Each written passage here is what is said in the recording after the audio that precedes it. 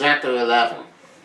Barack Obama never intended to remain in the United States Senate forever. Originally, he thought he would follow in Harold Washington's footsteps to become a progressive mayor of Chicago. But by now, Ricochet evidently was melon, and he seemed to have formed politician hold on the city for the foreseeable future. It would be foolish, Barack judged, to try to change daily. However, Obama thought he saw a good opportunity to run for the U.S. House of Representatives. In 2000, Obama had the impression that the current congressman for the 4th District, Representative Bobby Rush, could be unseated. Obama didn't think Rush had accomplishments much during his several years in Congress. Obama felt he couldn't pass up such a good political chance, even though he and Michelle were in the middle of the adjustment to parenthood. But before long, Obama realized that Congressman Rush was more secure in his seat than he first assured. For one thing, all the voters knew who Bobby Rush was, while hardly any of them had heard of Barack Obama. Not only that, but the polls showed the voters giving Rush a good solid 70% approval rating. Rush was unquestionably a part of the black community he represented. He worked in the civil rights movement of the 1960s. He was a former member of the Black Panthers, an organization formed to promote civil rights and self-defense for African Americans. Also, Rush had been a close politician ally of the late beloved black mayor of Chicago, Harold Washington. Obama, in contrast, was easily portrayed by his opponents as not black enough. It wasn't so much about his white mother as it was about his elite Cumberland Harvard education and the fact that he talked as if he were white. Furthermore, some of his biggest campaign contributions were well-to-do whites, like the real estate development, who were weaponing profits from turning rundown South Side neighborhoods into upscale arenas. Such development was raised by black auditors, since one effect was poor black renters being pushed out of these neighborhoods.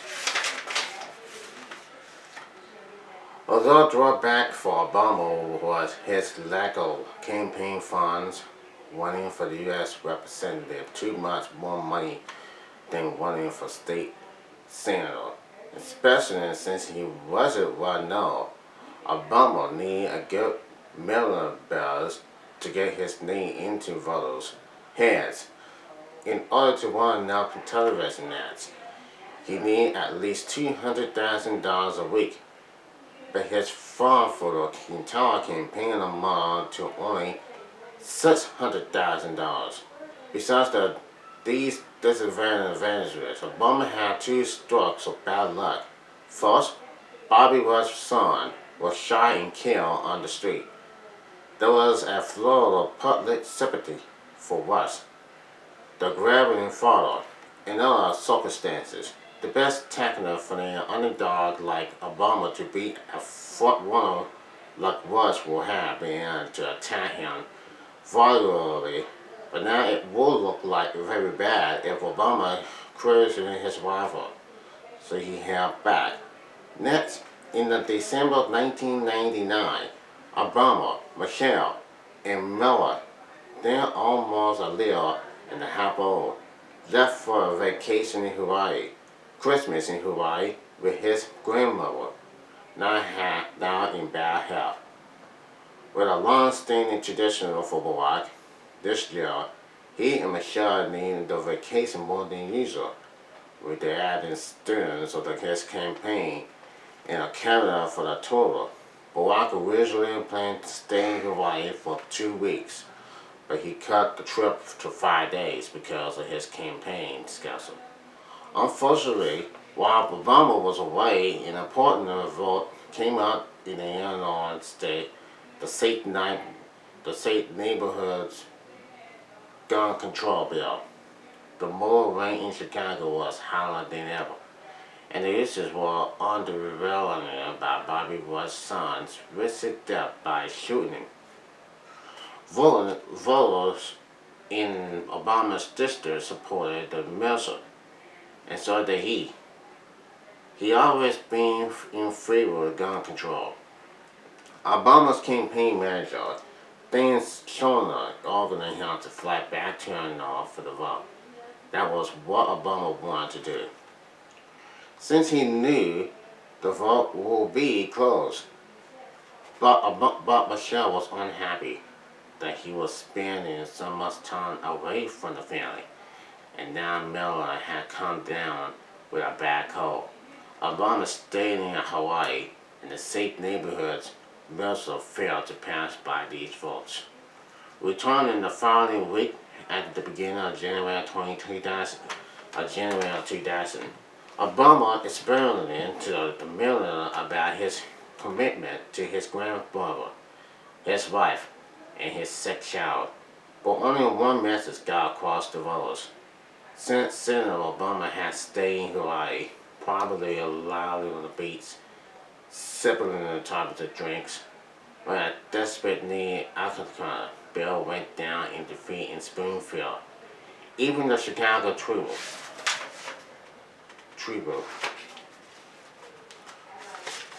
which favored Obama's candidate for Congress, scholarly that he had chosen a trip to Hawaii over public safety in Illinois. At this point, Obama knew that his campaign for the U.S. congressman had failed. Almost worse, he knew he had to go on and campaigning in, smiling and shaking hands and giving an upbeat speeches, as if he thought he was going to win. It was painfully hard.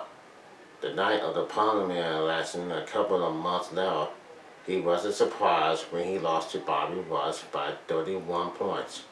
After this humiliating defeat, Barack Obama spent the next 5 years working steady in the state Senate. He still has big aspirations about what he could go in politics and what he could accomplish, but he learned important lessons. One was about timing. It hasn't been the right time for him to run for Congress. After all, he had to be more patient. Another lesson Obama learned was about how to campaign. He had 10 necessities to speak to politics in Dallas the same way he spoke to his University of Chicago classes on considerations law. Obama was a popular lecturer at the law school, but gravity level speeches didn't go over as well with the general public. His speeches had to be less intelligent and more about his plans to change voters' lives for the bill. Also, as General White advised Obama, he had to work harder on building a support network among the people in his party. Obama realized this was true. For instance, Elmer Jones, the leader of the Democrats in the state Senate, had a great deal of influence as Obama made an effort to get to know Jones and to work with him. On June 7, 2001, Michelle and Barack's second daughter, Natasha, nicknamed Sasha, was born. Now Obama's family need him more than ever. If he continued to climb the politics ladder, he would have less and less time for his personal life. Still, Obama was pretty seriously considered running for U.S. Senator in 2004. The Republican Senator from Illinois, Peter Fitzgerald, was up for re-election and he didn't have much support from either his party or his constituents. When Sasha was just 3 months old, she came down with vinegar and sometimes fatal inflammation on the members around the brain and spinal cord. Fortunately, Barack was home at the time. He and Michelle rushed the baby to the hospital and stayed there with her for 3 days. Barack Obama was a friendly, unbothered, focused, disciplined politician. But in Sasha's hospital room, he didn't think about his political future at all. Shortly after the Obama's postal crisis, the attacks on September 11, 2001 shook the nation. Barack was in Chicago at the time, and he heard the first reports on his car radio that morning as he drove to the state legislature hearing. Then, with the rest of the American, he watched the nightmare scares on TV of the hijacked planes crashing into the World Trade Center in New York. He watched the Twin Towers, a symbol of American economy and power, crumble, and the Pentagon, the symbol of American military might, burst into flames. The sights struck into and fell into all American hearts. Most state legislators didn't feel called upon to make a public response to the disaster, but Barack Obama was already thinking in wider terms than his state Senate district in Illinois. He wrote a thoughtful piece about 9/11 as an event came to be called for the hiding park horror. Obama noted that the United States needed to increase national security and make sure that Al-Qaeda, the terror group that had monitoring the suicide attacks on the United States, could not launch another attack. But Americans also need to example the associates of the such madness. He said they need to develop far more attention to the momentum times of raising the hopes and prospecting and embracing children across the globe. Children not just in the Middle East, but also in Africa, Asia, Latin Americans, Eastern Europe, and within our own cities. The aftermath of 9/11 affected not only the United States, but also the rest of the world. The stock market plundered. President George W. Bush launched a war on terror, beginning with a massive in Afghanistan to hunt down the terrorists. Congress quickly passed a measure to add a new department, Homeland Security, to the federal government. Among all the far-reaching damage caused by the attacks on 9/11, there was one small counter-catalyst that affected Barack Obama in particular, as a Miller Constitution told him soon after September 11, 2001, that politician dynamites had changed. Barack Obama, the politics, had just been hit by some postal bad luck. What the Constitutions meant with the death, the shape of Al-Qaeda happened to be named Osama bin Laden. Never that Barack Obama, America bound, had gotten his name from his Caroline father. While Osama bin Laden was Salvador the Barrios, the most America's Obamas and Osama and Obama were both strange, friendly, and a name that sounded almost the same. And Osama was a name that called out hate and fear. Michelle and everyone else, including Shannon, Obama's chief of staff, advised him against entering the Senate race in 2004, but Obama argued that this was his best chance for the politician career. If he didn't make his move now, he might as well give up politics and practice law instead. There was one possible hint. Democrat Carl Moseley Bowen might decide to run. Bowen had served as a senator from Illinois from 1993 to 1999, the first African American woman to reach the Senate. Now she was thinking of trying to take back her Senate seat. Bowen was not a former senator, but also a former U.S. ambassador to New Zealand. We haven't been hard for any other Democrat to beat in the primary election. Obama knew she had full support from both the black voters and the racially white liberty in Chicago. As Obama waited for Carla Moseley Bowen to make up her mind, he promised Michelle that if he ran and lost, he'd forget most about politics. He's concentrated on a career that fit better with their whole life. And meanwhile, money was a big factor since Barack Obama's campaign for Congress in 2000, although it was undeveloped, had cost almost $550,000. Some of the money had come from his own pocket, and the Obamas were still paying off those debts. But Barack suggested to Michelle that if he won the Senate seat, he could write a book and make a lot of money. Michelle, the politician, is running their marriage seriously that of course he could write a book. But most books didn't make money.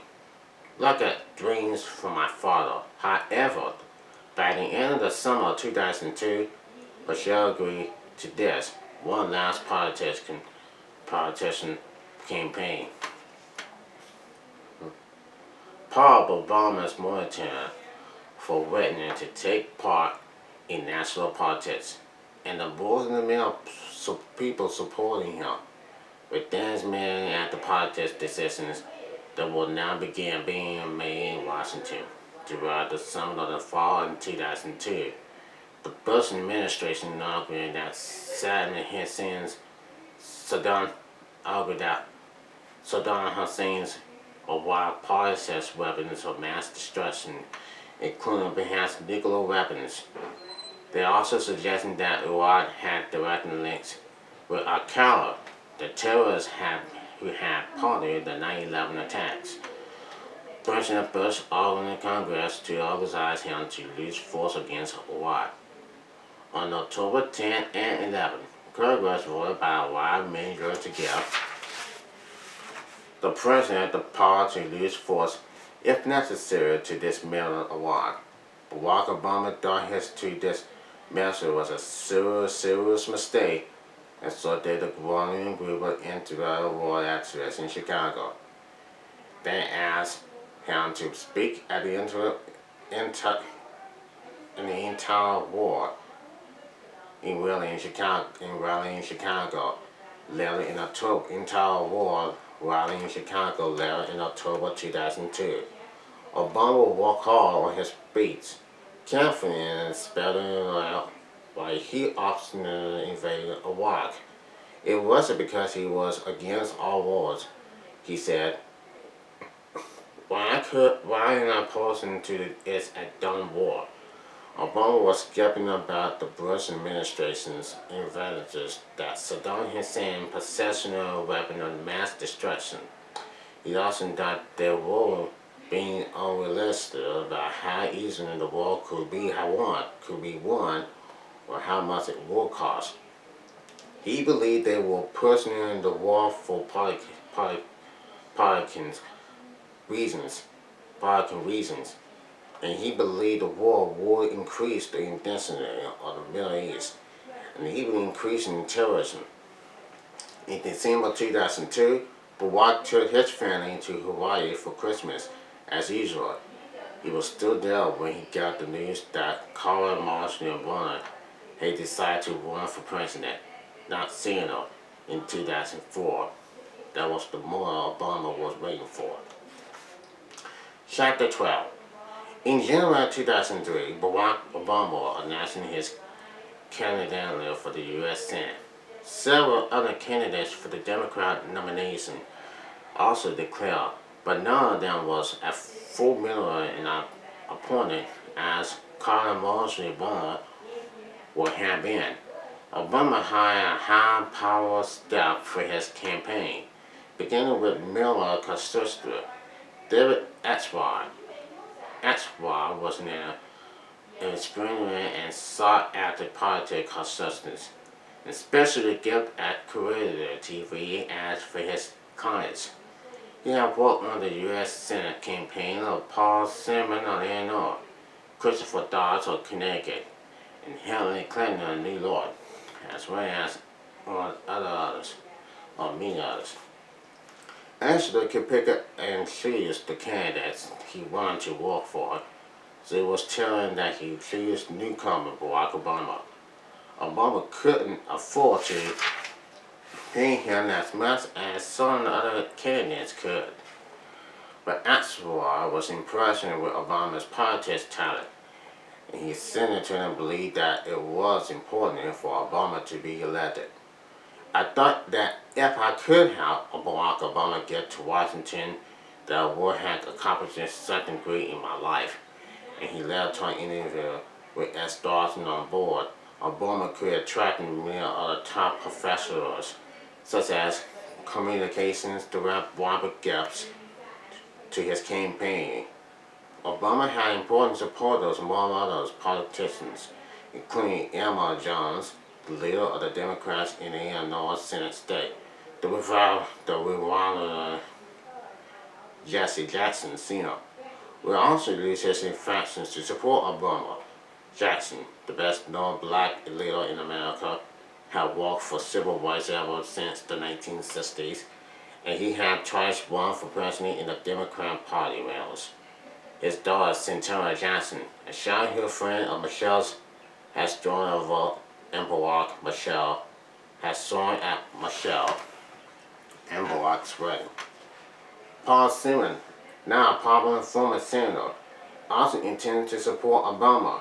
Unfortunately, Simon died certainly in December 2003, but the fact of his approval helped Obama's candidacy anyway.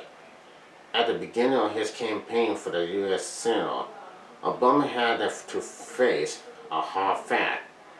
He was going to need a lot of money. As he insisted to gather his financial backers, Justin had a good chance of winning the election. He needed $5 million. But if he could raise $10 million, he guaranteed that he would win. Not being well known, Barack Obama didn't have many wealthy donors who could contribute to his campaign. He had to make phone calls after phone call to people who might perhaps his process to contributing, knowing that most of them wouldn't even bother to return his call. The humiliating experiences reminded him of when he was living with his grandparents in Hawaii and listening to his grandfather standing calling up people to sell them life insurance.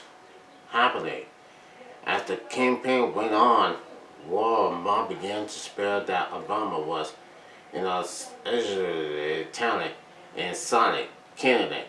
More people with money came forward to contribute. Also, the power of the internet. Obama gathered enormous small donations and that signing a widespread support for his candidate. At this time, the idea of raising politics funds through the internet was fairly new. From the beginning of his campaign, Barack Obama spent nearly every Sunday morning giving talks in black churches in around Chicago. He told these audiences that he was a member of the United Church of Christ and that his past pastor was the popular preacher Jeremiah White. He also affirmed that generations And on his background in civil rights, his involvement with the anti-imperialist movement, his work as a community organizer in Chicago, and his increasing impressive record as a senator. In 2003, the Democrats gained the majority in the Illinois State Senate. That means that M.L. Jones became president of the Senate with the power to decide responsibility for a bill. Working with Jones, Obama spawned on almost 800 bills in 2 years. More than 280 of these bills became law, and several of them more important gained for civil rights. One law discourages police from using racial profilers to pull drivers over. Another, another required the police to videotape prisoners. Confession: another law enforcing the state's health insurance to cover thousands more poor children. Health insurance was a major issue with Barack Obama, not just for residents of Illinois, but also for everyone in the country. It was one of the reasons he was engaged to enter the Senate, handling of reforming the U.S. healthcare system. In November 2003, he was a part of when Congress passed the Medicare prescriptions drug improvement and most other legislation that he wrote later that this law supposedly an improvement in the healthcare system somehow manages to combine the most aspect of the public and private sections plus ongoing and bureaucratic and confusions, gaps in covers, and in an eye-popping bill for taxpayers. Obama also had strong interest in funding a policy inside, even aside from the Iraq War. He was very concerned about certain segments in countries in northeastern Africa where bloody civil war burst out at the beginning of 2003. The Sandinist government, together with the military, killed hundreds of thousands of people in the deforestation region and more refugees out of millions more. Obama felt that the United States should give more attention to such a massive humanitarian crisis.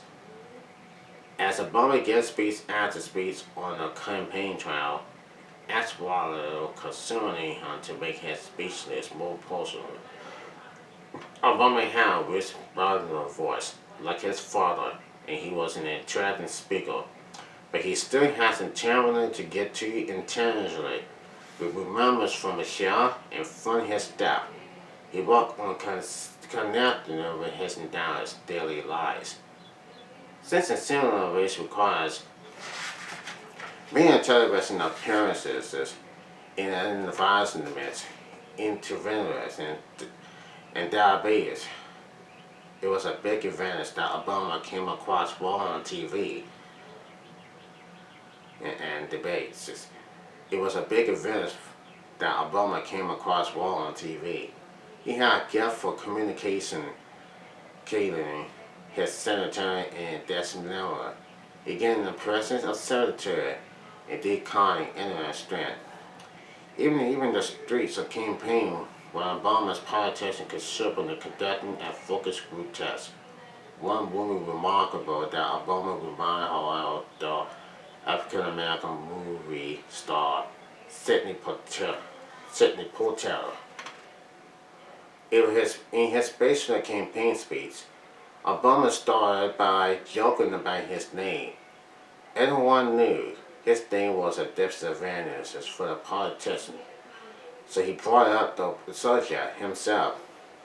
People were always getting his last name wrong. He said, garbling it as Loma or Alabama, or they bought it was Alice, Alabama. Then he explains that Obama was his Carolyn family name. The block meant blessed, and by the way, his mother was full of cancers. This speech was opening his giving his endowment a quick biologically skip, and it also gaining sympathy for him because he was laughing at himself. David Arsenal produced a series of TV advertisement for Obama, using the thing, "Yes, we can." The aspiration of Obama's Harvard education was tending to appeal to white votes. His work as a community organization in Chicago was tending to appeal to black voters, and his escalation was applied to begin both groups. In the closing note, the Obama spoke directly to the camera was quite conventional. Now they say we can't change Washington. I'm Barack Obama. I'm running for the United States Senate, and I include this message to say, yes, we can. And after was first proposing the yes, we can thing, Obama didn't like it. He thought it was too simple, but Michelle thought it was a good slaughter for him, so he trusts her judgment. In fact, yes, we can have wide power, and the TV ads we very effective. Meanwhile, Obama's two main Democratic opponents, Dane Miller and Blair Hoover, had spent most of their time attacking each other. As the day of the primary election approaches, the polls showing Obama in the lead. Not only that, but it was becoming evident that he had star power, as the Chicago Sun-Times put in a story about personality of Chicago politicians. The first African-American president of the Harvard laws revealed how a movie star smiled and more than a little equal. On Penman election day in March, Barack Obama voted and then playing basketball to relax and take his mind off the campaign. That night, as the result came in, Obama's supporters went wild with delight. He was sweeping the black censors, but he also sweeping the politicians that were mainly white. In spite of Chicago's bitter history of racial politics, Obama seems to be a candidate with universal appeal, and that fact gave people hope for overcoming the bill of nameless, making Obama all the more attractions. At Barack Obama's victory party, Michelle, Mellon, Sasha, Mellon, and Michelle's brother Greg joined him on stage. Barack spoke to the overjoyed crowd, and they responded with a chant, "Yes, we can. Yes, we can." As the general election campaign began, Obama's Republican rival, Jack Ryan, seemed like a strong opponent. Like Obama, he was long and good-looking, but he also had the personal rep to spend on a political race. One way Ryan lose his money was to hire a cameraman to follow Obama around everywhere he went. Then there was party to watch for any embarrassing slip Obama might make and party to get on his nerves. The cameraman, sometimes found as close as 5 feet, filming Obama's private phone conversation with his wife.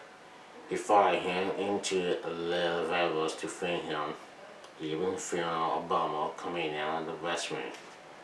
Finally, Obama turned the tables on Ryan, leading his cameraman stalking into the press office of the state capitol. He introduced him to a room full of reporters. The reporters jumped on the story. TV camera crews appeared, and the news story of the day became one unfairly hazarded Obama. But a much more damaging revelation about Jack Ryan was that he had gone through a messy divorce from his wife. a Hollywood actress, the middle living on that story. 2. Keeping it in the news not only in Illinois but nationwide. By June, Jack Ryan had lost all supporters, even among Republicans, and he was forced to drop out of the race. It now seems essential that Barack Obama will win the general election in November, but that Obama campaign didn't slow down. His staff worked to get him a chance to speak at the Democratic National Convention in Boston at the end of July. As it so happened, the Democratic candidate for president, John Kerry, had met Obama and was impersonal with him also. The Democratic National Committee wanted to showcase and acknowledge someone well spoke at the convention in the end. They often held the keynote speech at the convention. This was a great opportunity for a state senator or even a new U.S. senator. Obama's endurance for the keynote speech will be not only the 5,000 delegates to the convention, but also television viewers across the United States. They depend on how well he spoke, but what could become a national politician star on a big flood. Now Barack Obama was in the limelight all the time, and he felt the strain. He was tired, but at the same time, the driving on by nervous energy. His work at the Democratic National Convention began with an appearance on NBC's Meet the Press, where he clearly and skillfully answered questions from Tim Russell and friends made top individually. Otherwise, he went in the Corn Convention Center. His staff had to free off Miller journalists, photographers, and photograph speakers. In private moments, he worked on his speech. Obama was a talent written on and speaking in his own right, and he didn't do well if he had to speak someone else's words. So he wrote the speech himself, losing input and feedback from his staff and Michelle, as well as some endeavor from John Kerry's staff. Tuesday night, just before he was scheduled to go on stage, Barack Obama sat with Michelle for a well private moment. He wore a dark suit that he chosen himself and a light blue strip tie that his communication director, Gales, he had been wearing. During Escobar had thought Obama's unparalleled time was too nondescript and instead that he changed ties with gaps. Michelle, who had strong fashion sense, agreed it was a small detail, but in this bug moment, every little detail counted. Barack had reminded him amazingly clean up to this point, but now he was nervous. Michelle gave him a hug and teased him. Just don't screw us up. Just don't screw it up, buddy. It was the right thing to say to break the teasings, and they both laughed. In fact, Barack Obama's speech wasn't a major success. The crowd that filled Boston's Philip Center winner was large enough for the uplifting, inspiring speech, and Obama gave it to them. He talked about his feeling, his Cleveland grandfather, who had big dreams for his daughter's hand. Son, grandparents from Kansas who had something a bright career for their daughter and his calendar and future and American mother, who could trust that the end master very soon. For the family of Miller's means will be an occasion in the best schools in the generous country. American. This is the true genius in American. He told the indolence, a faith in the simple dreams of the people. To a country running of parents and politics. He spoke of brief benefit that we all could connect to as one people. He has suggested there is now a liberated American and a concerned American. There's the United States of America. There's now a black American, and white American, and Latino American, and Asian American. There's the United States of America. I say it again, on the belief that we are concerned as one people. He has finished. There's now liberal in America and a consistent American. There's the United States of America. There's now a black American and white American and Latino American and Asian American. There's the United States in America. He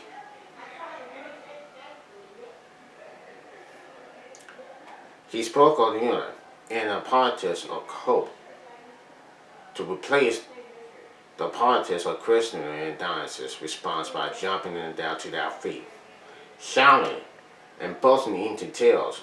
Film TV news men like MSNBC's Chris Matthews and CNN's Brooke Blizzo were deeply impressed. As for Michelle, she was outstaged with tears on her face, too, and hugging him again. Marilyn Dunham, watching her grandson on TV in Hawaii, called him up to say, "You did well. Obama knew that." Coming from truth, that was big praise. She wasn't one to jumping up and coming and down on or buzzing to tears.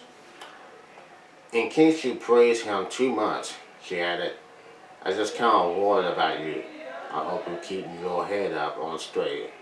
But there she murmured to the reporter that she thought it was really quite an expectational speech. In spite of Obama's troubling at the Democratic convention, he still has to win the Senate race in Illinois. The Republican came out with a new opponent for Obama, Alan Keyes. Keyes was an African-American senator from Maryland.